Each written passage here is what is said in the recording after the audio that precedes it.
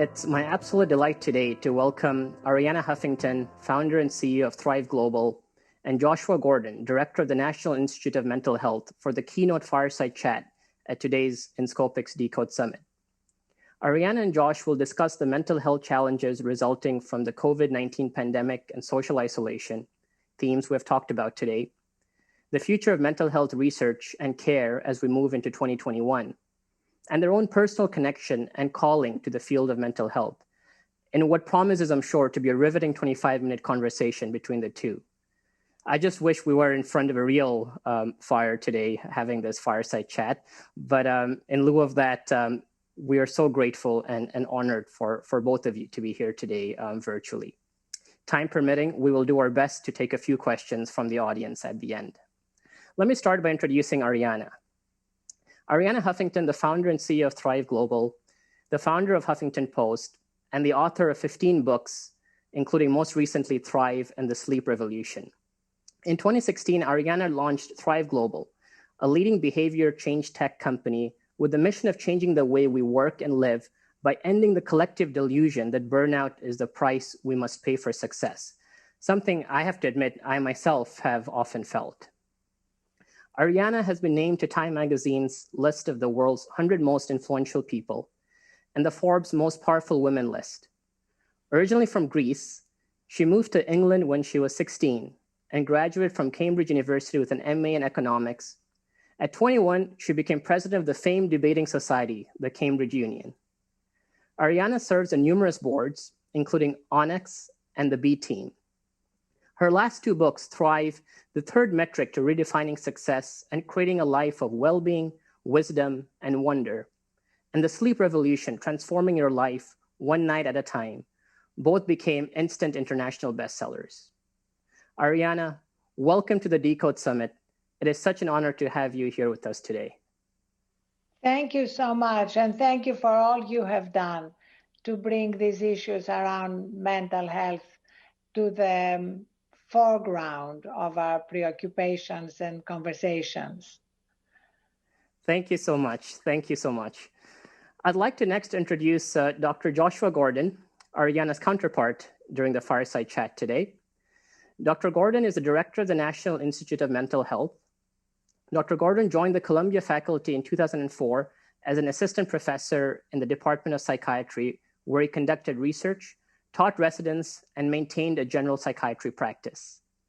In September of 2016, he became the director of the National Institute of Mental Health, succeeding Dr. Tom Insel, my co-moderator today. Dr. Gordon's research focuses on the analysis of brain activity in mice carrying mutations of relevance to psychiatric disease. His lab studies genetic models of these diseases from an integrative neuroscience perspective, focused on understanding how a given disease mutation leads to a behavioral phenotype across multiple levels of analysis. His work has direct relevance to schizophrenia, anxiety disorders, and depression, all disorders we've heard about today.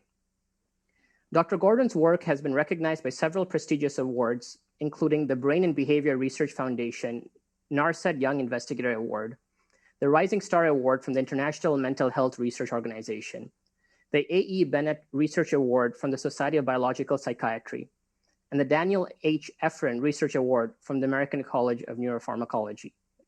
I must have missed a few in there, Josh. Josh, welcome to the DECODE Summit. It is such an honor for us to have you here today with Arianna. Thanks. It's a pleasure to be here. It's wonderful that a company that creates technology to help study the brain is deeply interested and concerned about mental health. Thank you. Let me get out of your way now. Arianna and Josh, the virtual Fireside chat is yours. Josh, I'm just so delighted to be speaking with you on this incredibly important topic. You have such a unique perspective on the state of mental health in America. And as you have written, we now have 30 to 40% of Americans reporting some mental health problem. So this is an incredible increase from the mental health crisis we were already in the middle of pre-pandemic.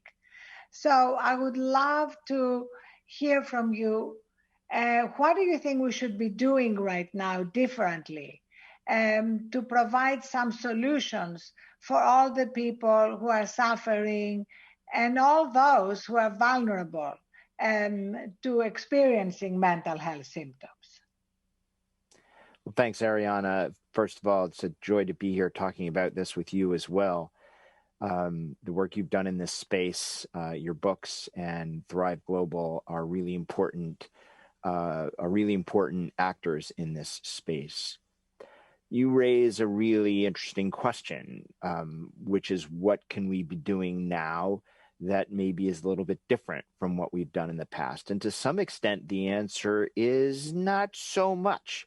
Meaning we should be doing now what we should be doing all the time, but we probably should be doing more of it. Taking care of ourselves, eating right, sleeping well, something you've thought and written a lot about. But in these times where we're inundated with news, the last week it's been about the election, but really the last several months it's been about COVID.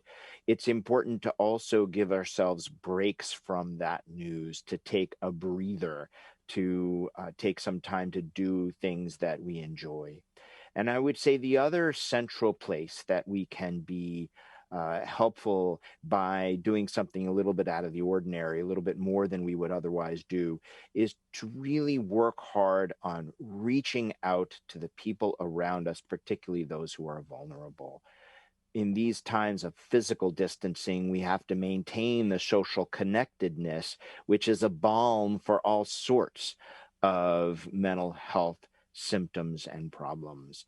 We know that we can forestall things like depression and relieve things like anxiety through social interactions. And while those social interactions perhaps can't be as physically close as we would like them to be, they can be emotionally close in these times. So these are just a few of the things that we know from research, from a rich evidence base, can help forestall the development of worsening mental health problems.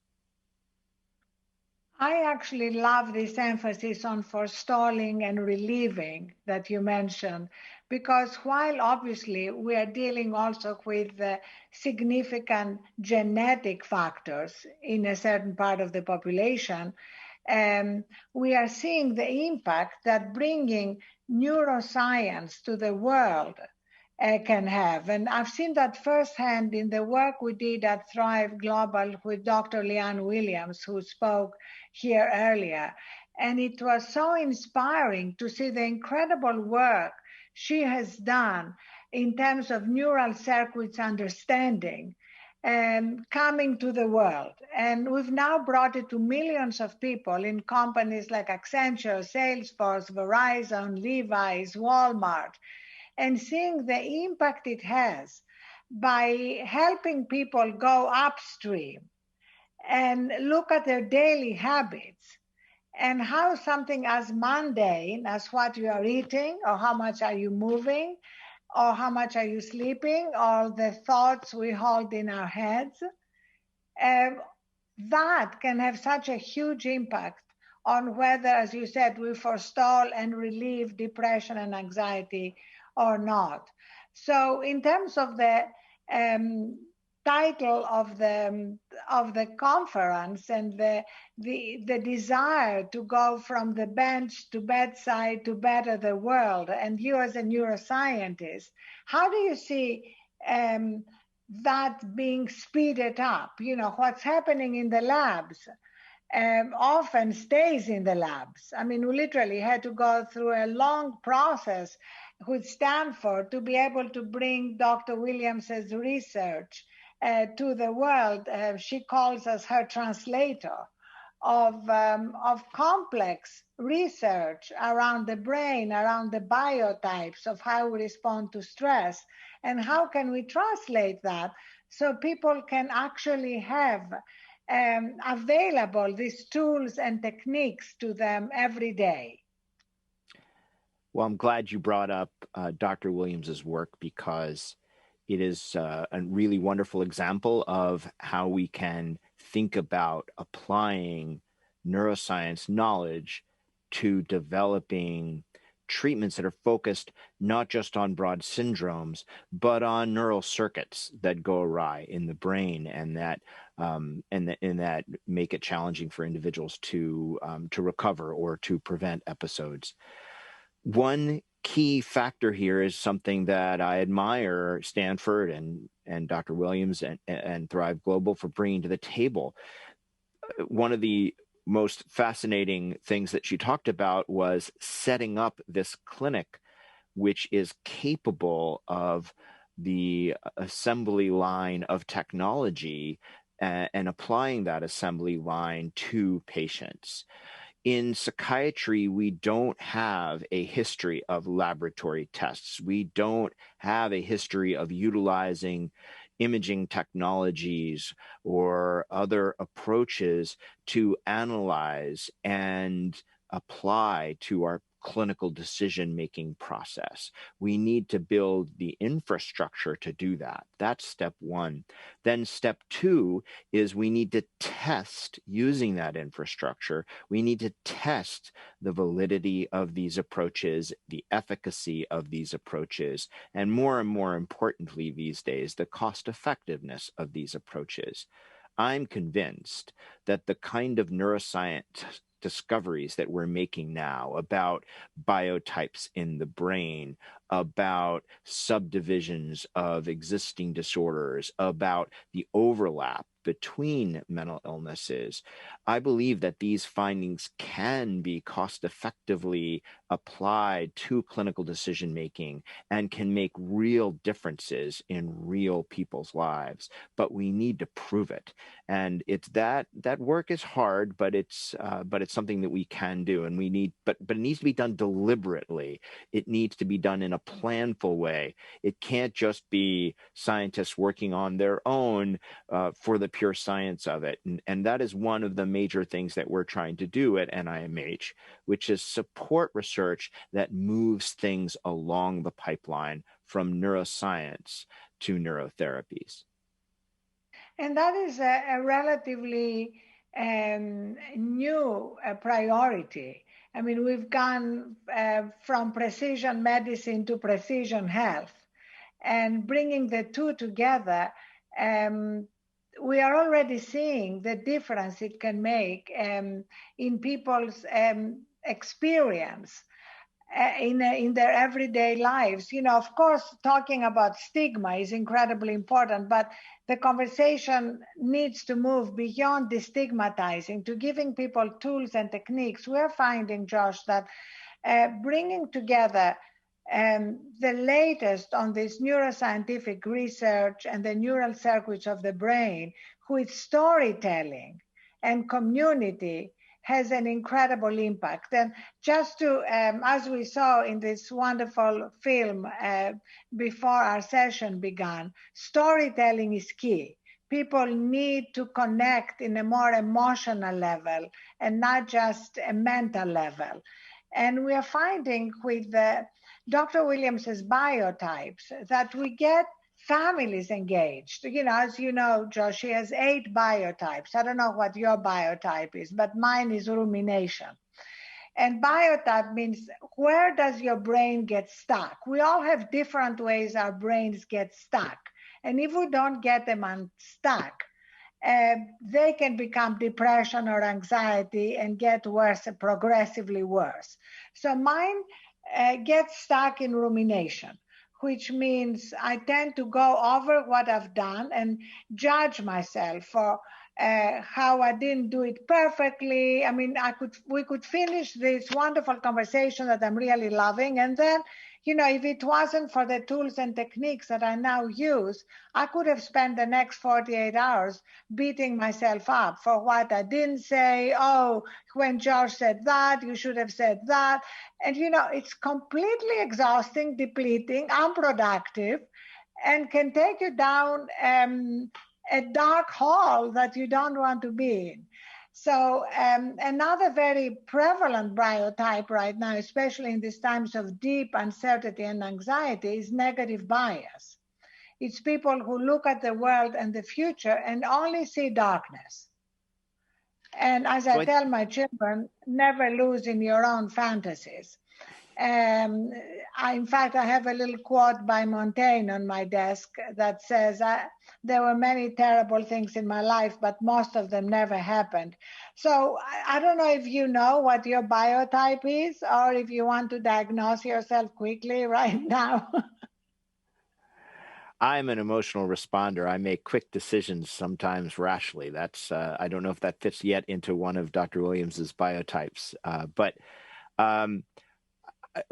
actually, one point that I would make to this, and it's slightly a counterpoint to what you're saying, and you revealed it yourself a little bit, is that there are biotypes, and an individual might have a predominant biotype. But there are also instances where a person might change from one biotype to another, either by hard work, like you're suggesting, or by the natural course of events, or by the situation that imposes itself. I would imagine quite a lot of us over the last week became ensconced in a ruminative biotype as we contemplated the election and the results that were coming in and what that might mean for us. I would imagine that many of us came in a negative emotional biotype during the heights of our own communities, some of which are going on right now, of the COVID-19 pandemic. One point, though, that I think your discussion emphasizes is the notion that we can use knowledge, whether it be from the behavioral perspective about how we might deal with adversity, or from the neuroscientific perspective, to build resilience. And I think it's important to recognize that COVID-19 is not just a threat to mental health, but it's also an opportunity to build resilience.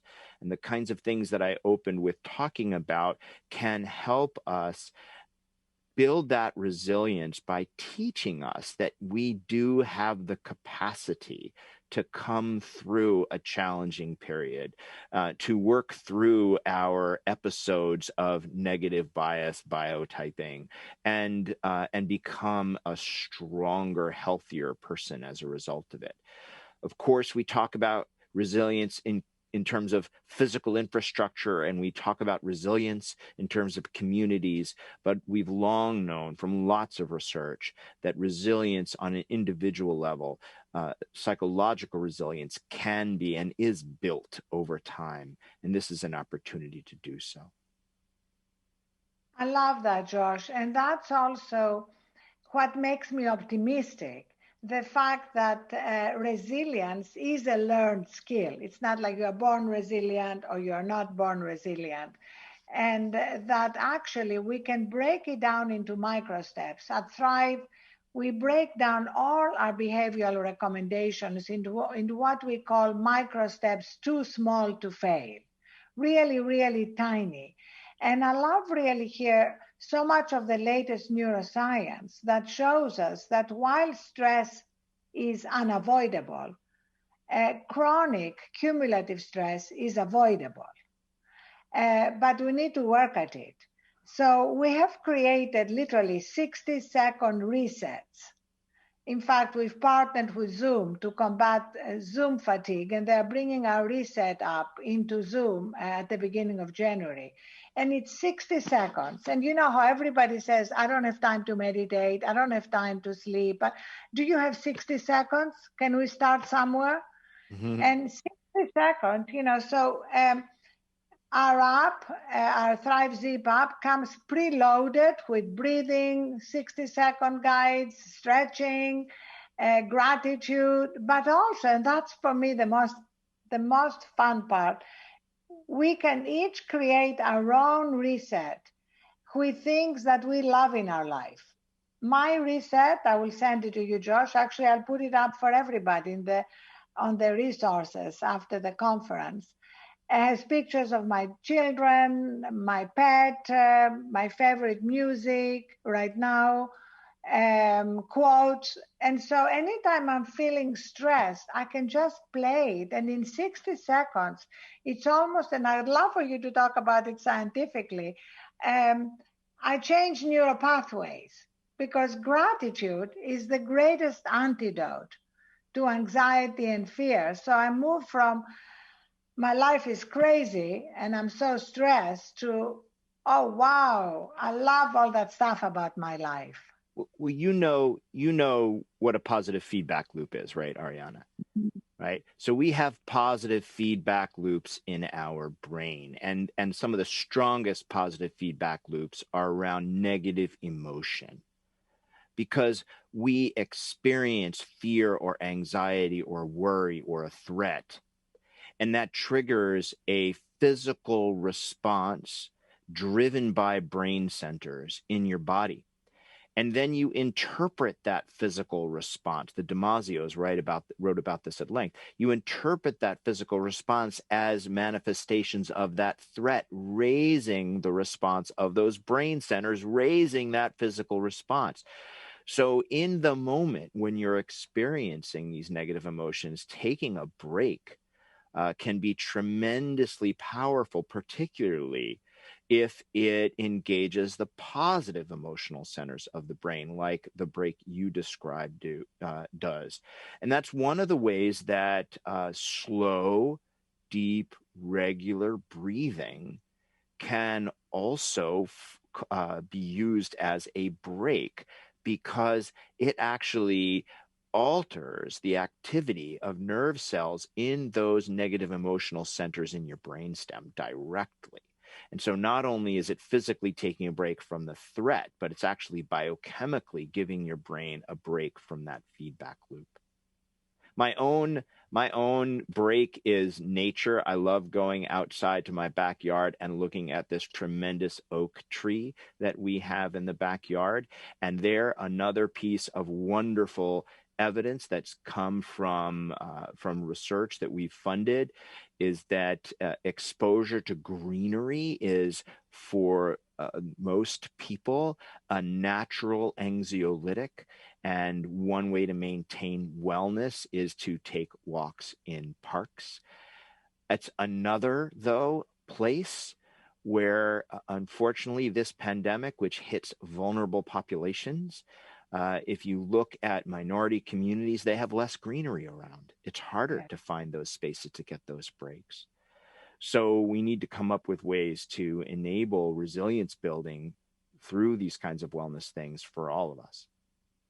Absolutely. And that, of course, is clearly a huge priority, to deal with the inequalities in the access to mental health, but also in how much harder the lives of many in the Black community, in other minorities, how much harder their lives are in terms of fear and anxiety and access to nature, access to healthy food. Absolutely something we've been talking about for a long time, but I feel there is a greater consensus now that something has to be done. But I was really happy you mentioned breathing, because I love when the mention of how key and important breathing is comes from a scientist like you, because we need to make it rigorous and hardcore. This is not just a Hallmark card saying take deep breaths. This is scientifically proven. And I also like to remind people who work with in all these companies where a lot of type A hard charging executives think, hey, I can just power through anything, that even Navy SEALs use box breathing, as I'm sure you know, Josh, in moments of stress. And box breathing is just one type of breathing, inhale to the count of 4, pause to the count of 4, exhale to the count of 4. So my feeling is, if it's good enough for Navy SEALs, it's good enough for me. And now I can say, if it's good enough for Josh, it's good enough for me. So breathing. I'm doing it right now, Arianna, because, talking with you, as pleasant it is a little bit intimidating. Oh, come on, Josh.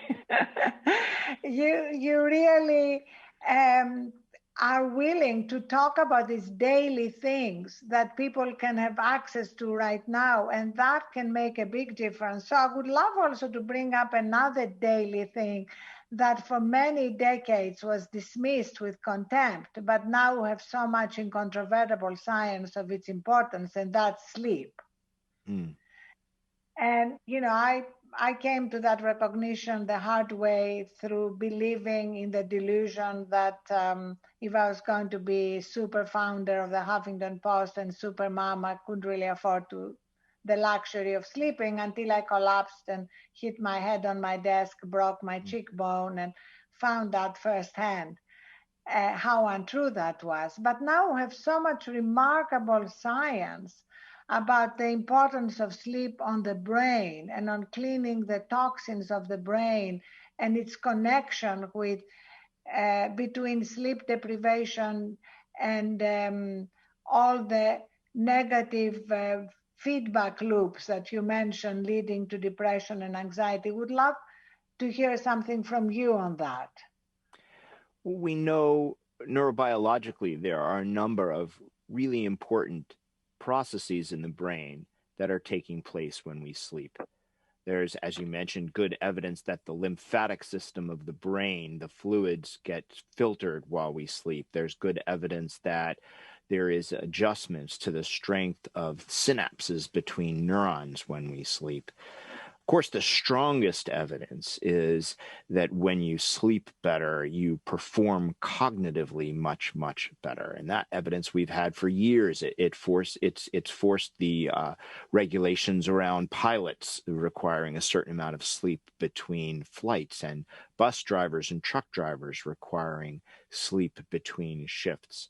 So we've known those cognitive effects, but only now are we beginning to get into, again, that biochemistry, that electrophysiology of the brain that explains what's happening when we sleep. And I don't think we have all the answers yet.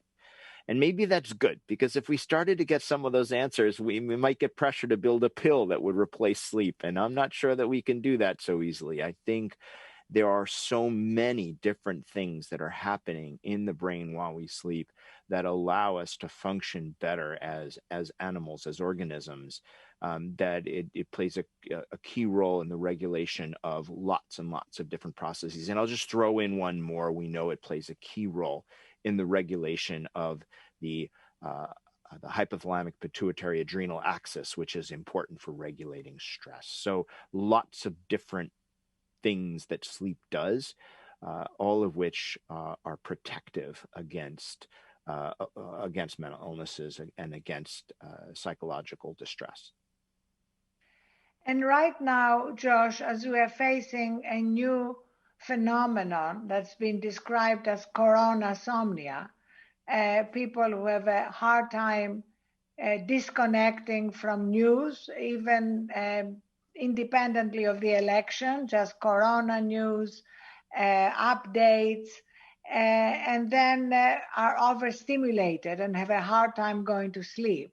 So would love to hear your recommendations. Our recommendation is to set a time at the end of the day or night, whatever that time starts as being, when we stop consuming coronavirus news, when we stop doom scrolling on social media and begin a transition to sleep. I even recorded for Audible a parody of Goodnight Moon called Goodnight Smartphone, because it really has so much psychological truth. I mean, the fact that parents all around the world are reading to their children the equivalent of Goodnight Moon to help them disconnect from their world.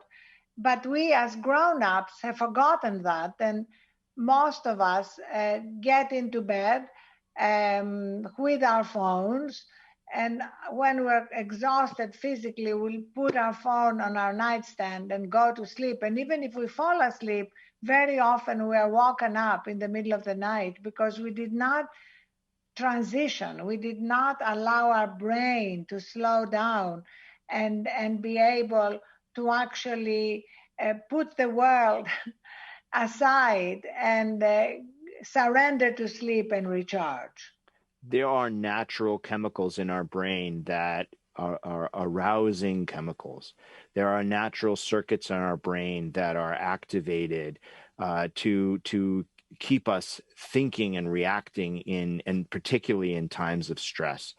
And at night, those chemicals, those neural processes, they naturally decay. They naturally decrease, allowing us to go to sleep, but they can respond to stressful events and information.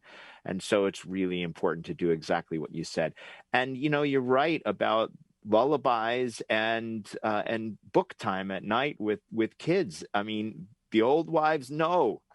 I would like to say the old husbands know, but that's a relatively new phenomenon. But we know that that's a great way to put kids to bed, and it's because we know intuitively about those arousing systems. We know that you can't, go parading around the house, banging pots and pans with your children, right before bed, or they'll be too agitated to sleep. We know there's a wind down time, and we all need to follow that. And what do you do, Josh? What is your transition to sleep? My transition to sleep, I go up into bed, and I actually like to do crossword puzzles, which, for some people that might be arousing. For me, it's kind of relaxing, particularly earlier in the week when the New York Times crossword puzzles are a little bit easier. If I keep doing it on Thursday and Friday, it's a little too arousing because I have trouble. I like to do that. I do like to read. When I read, it puts me right to sleep, which is a problem when I'm trying to get through a scientific paper, but it's a lovely thing to do when you go to sleep. So I would not recommend to anyone who is not a brilliant neuroscientist doing crossword puzzles before sleep. Let's leave that for Josh. Mine is Fair much enough. simpler. I like to have a hot bath or a hot shower, which is more like a purification ritual, kind of washing away the day with all its challenges. And then I like to read real books, by which I mean physical books. Yeah. and books that don't have to do with work, novels, poetry, history, to kind of Have you tried reading a scientific paper? It'll put you to sleep pretty easily. So I think this is basically something for all of us to think, what is it that we can do to create our own transition? And I love how individual people's transitions are. As long as there is a transition. And again, micro steps, Josh, start with 5 minutes transition. Mine now is 30 minutes, but it's really about starting somewhere. And ideally, favorite micro step of mine, turn off your phone and charge it outside your bedroom. Incredibly important. Partly because if we wake up in the middle of the night, especially in the stressful, uncertain times, we are going to be tempted to go to our phone if it's right by our nightstand. But if it's not, we're less likely to do so. Good advice. Good advice, Arianna. I know we're coming to the end. So, Josh, I would love to ask you, if there is something you are working on now that gives you hope, that makes you optimistic about the future. You mentioned that our time now, our time of deep stress during the pandemic can also be an opportunity. So tell us about the opportunity.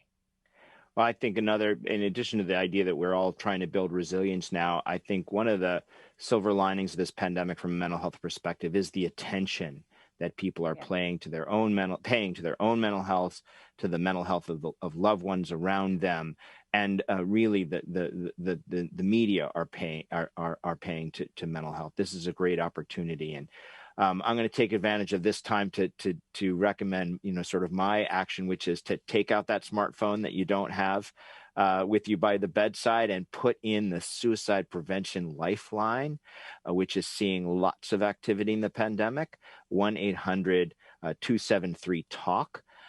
And put that into your smartphone so that if you do reach out to a loved one and you find they're in trouble, they can get the help. You can help them get the help they need. So all this additional attention on mental health, the response that we're getting from people who man those lifelines, who work on the text lines, who are developing the technology and the approaches and the tried and true knowledge to really help people with mental health, that's what's making me feel optimistic. And let me follow you, Josh, by saying when you take out your phone, also go to the Thrive Zip app. We developed it with Walmart and for the 2.2 million associates. And during the pandemic, they've made it available now to everyone. So while our main Thrive app is a SaaS enterprise product that needs a code and being part of a company, the Thrive Zip app, ZP, is available to all. And we are working with a lot of nonprofits, a lot of organizations supporting teenagers during this time who are going through real risks around mental health and suicide. But for anybody, it basically helps you take some of these micro steps around sleep and food and gratitude and movement.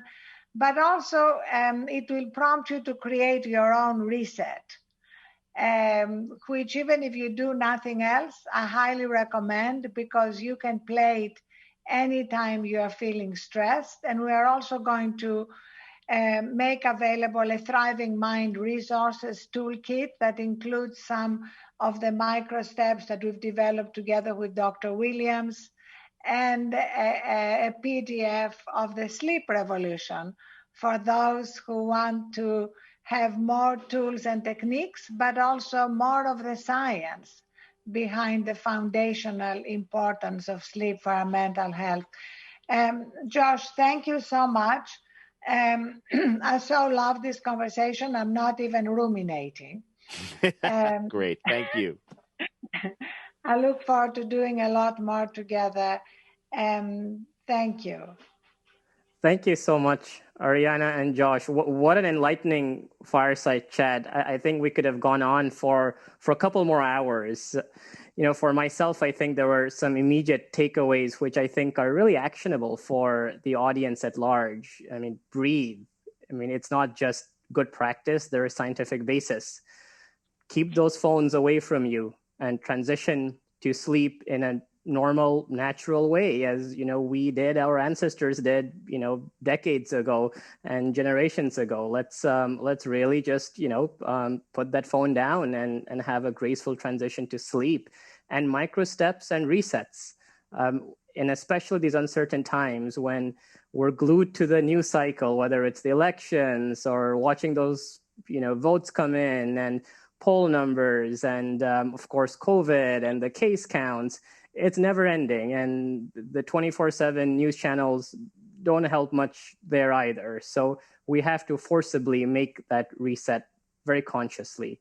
Thank you so much. That was such an enlightening fireside chat and so many actionable takeaways there for the audience.